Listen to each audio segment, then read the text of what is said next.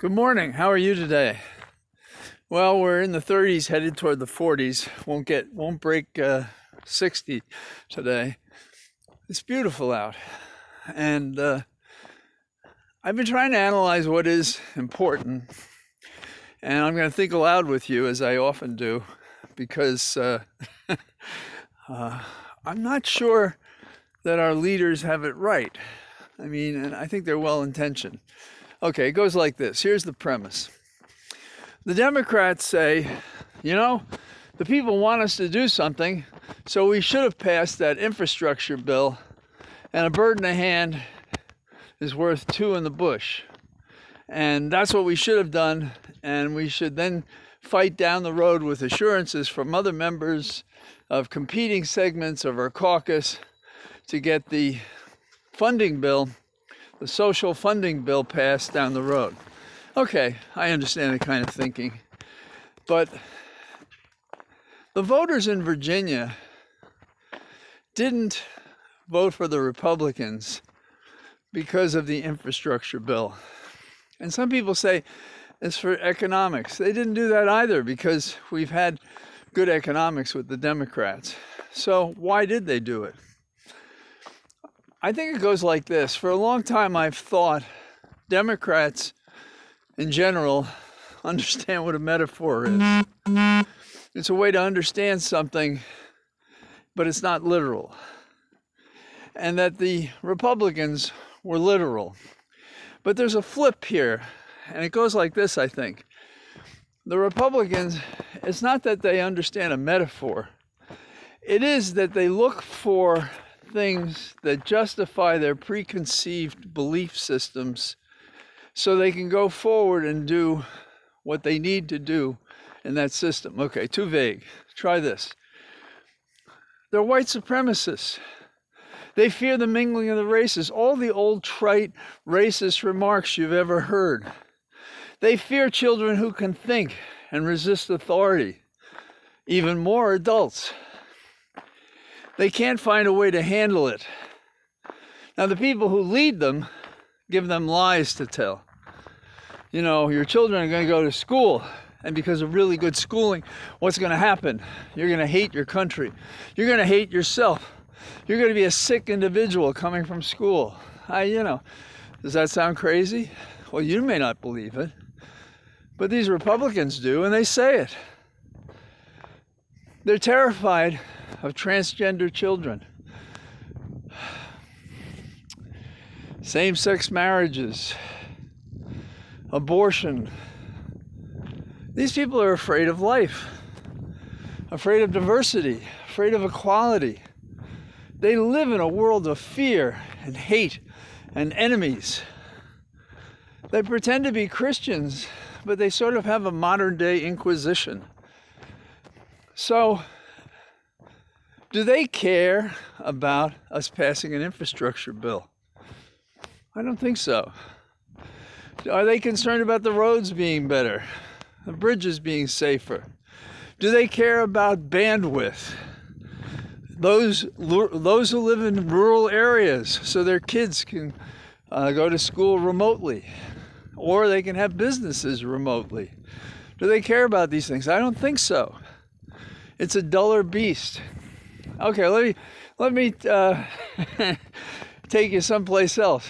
H.G. Wells' Time Machine. Do you remember, if you read it, about the wonderful division in the far, far future when humanity is divided into two types? The gentle Eloi, E-L-O-I, who live above the earth and who are not hateful and loving, and they're weak, too weak by that fact. And then below the surface of the earth, that's where the Morlocks are. And the Morlocks are the people who eat the Eloi, and they live in the dark and in the earth, and they're animal-like. That's the division of society. Now, because he's in that time machine, he doesn't say exactly how it develops. And the Republicans are not the Morlocks, and the Democrats are not the Eloi. But they have a little bit too much of each in their present makeup. And as a result, we are suffering. We're suffering because the political debate is about things other than the issues. How does Johnny learn to read? What do we do about calculus? Are we going to find a cure for something? Do we live in an America too ignorant and anti-science to profit by the new miracle that our scientists may find in labs around the country? So, how do we cross this divide? Well, I happen to believe our greatest tool is to argue about it, to speak to it, because that is our talking the truth about science and these matters are what a civilization is about. Now, Jefferson discussed every subject under the sun, and I've been reading him since I was a kid. But one of the things he says about civilization is a nation that expects to be ignorant and free expects what never was and never will be. That's exactly where we are today. We have such a vast array of ignorant people across the country. Truth, that is true. We have a vast number of ignorant people across the country. And luckily, they're in the minority, but they're coming up with messages that persuade others that, there's something going on here. What's happening in our schools, the fear of change, even if it's a change to something better. Have you noticed election after election, people want change?